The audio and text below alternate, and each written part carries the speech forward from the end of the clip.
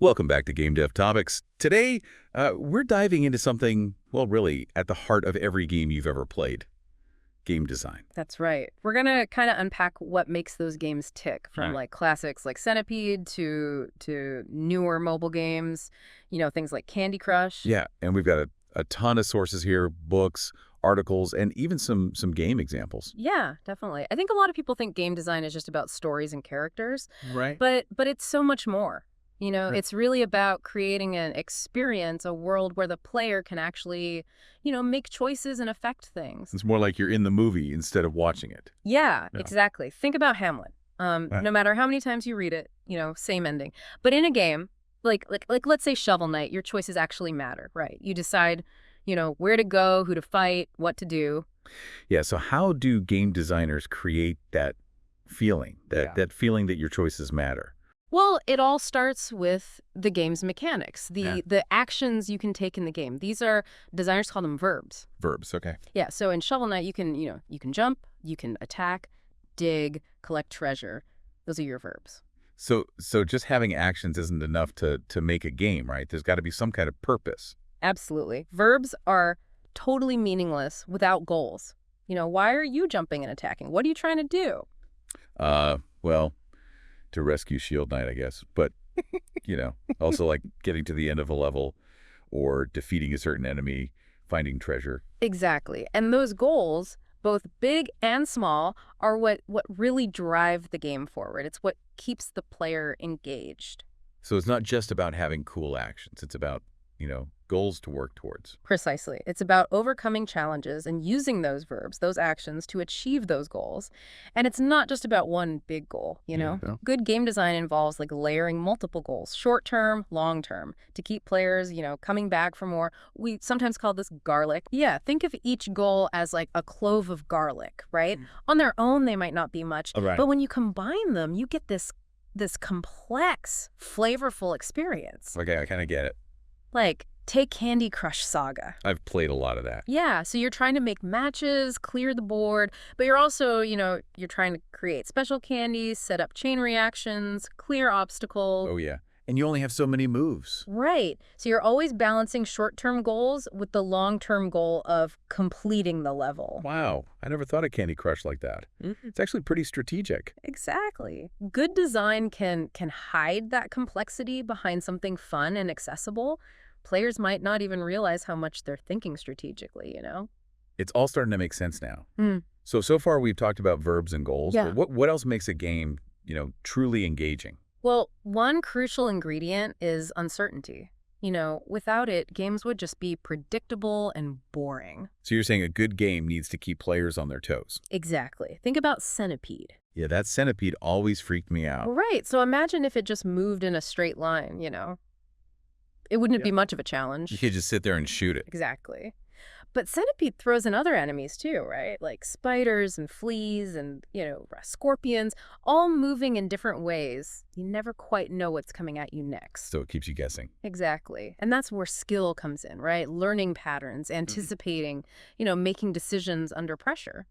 So uncertainty adds challenge, but it also seems like it could be frustrating, if things don't go your way. Right, and that's where good design comes in. It's about finding the balance between challenge and fairness. The uncertainty needs to feel natural, not just random. So it's not just about throwing random stuff at the player. Right, a well-designed game will give players the tools to overcome those challenges, even if it takes a few tries. And that feeling of accomplishment, when you finally succeed, that's what makes it worthwhile. Let's maybe shift gears a bit. Talk about a game that really blends uncertainty with strategic decision making. Catan. Oh, Catan. Yeah. Yeah, that game has caused some rivalries. The dice rolls can be so unpredictable. Sometimes you feel like you're the luckiest person, and sometimes, well, not so much. Exactly. And that's what makes it so engaging, right? The dice add that chance element, but the game doesn't just leave you at the mercy of fate, right? You have agency. So it's not just about rolling the dice and hoping for the best. No, not at all. Catan is all about resource management negotiation. The dice might determine what resources are produced, but you decide where to place your settlements, what to trade, how to develop your strategy based on what's happening. Wow, so even with the randomness, players still have a lot of control. It's not just luck. Exactly. You're not a passive observer. You're an active participant shaping the game. That makes sense. It's like other games with random elements, Yeah. like card games or even some video games with loot drops. It's not all just about luck. Right. In well-designed games, luck might give you a good hand, but it's your skill that determines how you play that hand. It seems like game design is about more than just rules and mechanics. It's about understanding how people think, how they make decisions. Yeah. It's about psychology, Mhm. creating systems that feel fair but also exciting, anticipating how players will interact with the game, how they'll react to different things. We've been talking a lot about strategy, but games can also be really emotional, right? Yeah. I mean, think about how you feel when you finally beat a difficult boss, or if a character you like dies. Absolutely. Games can tap into a whole range of emotions, and that emotional depth can make the experience that much more powerful. Take a game like Papers, Please, for example. Papers, Please. That one really got to me. I felt like every decision mattered. Exactly. It puts you in the role of an immigration officer, checking documents, deciding who gets in, who doesn't.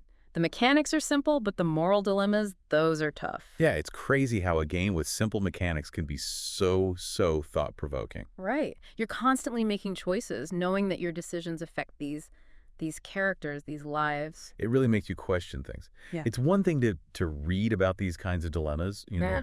but it's another to actually experience them. Exactly. Games can be incredibly powerful tools for empathy, for social commentary. They let you step into someone else's shoes, see the world from a new perspective. It makes you realize all the possibilities of game design. Mm. It's not just about entertainment. It's about, exploring ideas, pushing boundaries, even making a difference. Absolutely. And we're seeing more and more games that do just that.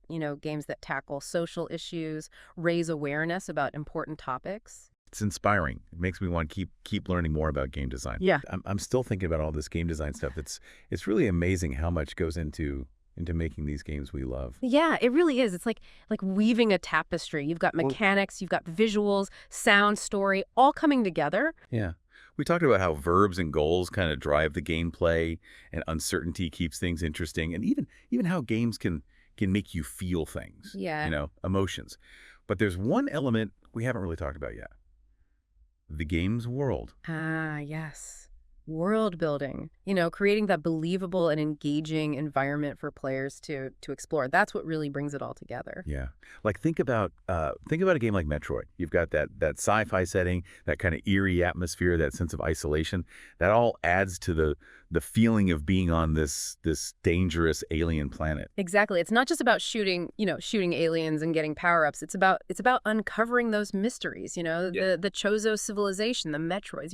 You're exploring. I love how Metroid uses the environment to tell the story. You're not just told what's going on, you piece it together yourself. Mm-hmm. From the levels, the artwork, the clues you find. It's like you're an archaeologist, uncovering these secrets. Yeah. And world building isn't just for sci-fi. I mean, you think about Zelda, it's fantasy, or The Last of Us. Yeah. That's more gritty and realistic. A good world can just really pull you in. Right. And it's not just about visuals. It's about, the characters that inhabit that world, how they talk, the stories they tell. Games are telling some incredible stories these days. I mean, they're right up there with movies and books, in terms of how they make you feel. And that's partly because the tools and techniques are getting better, right? We've got these amazing game engines, these tools for writing branching narratives, creating cinematic cutscenes. It's really incredible. Yeah, the technology is definitely helping, but it still comes down to those core principles, right? The stuff we've been talking about. Absolutely. Verbs, goals, uncertainty, feedback. These are the building blocks, no matter what kind of game you're making. It's like learning a new language. Once you get those basics down, Right. you can start to see how games are put together, all the little design choices that make them work. Yeah. And that understanding can really change how you see games. You start noticing things you never did before. Yeah. the mechanics, the details, how it all comes together. This has been a really eye-opening deep dive. Game design is so much more than I ever thought. It's creative, it's psychological, it's technical. Yeah, it's a fascinating field. It's always changing, always pushing boundaries. Who knows what kinds of games we'll be playing in the future? That's a good question. We've covered a lot of ground in this deep dive, but I feel like we've only just started. There's so much more to explore. Absolutely. But for now, we want to leave you with this.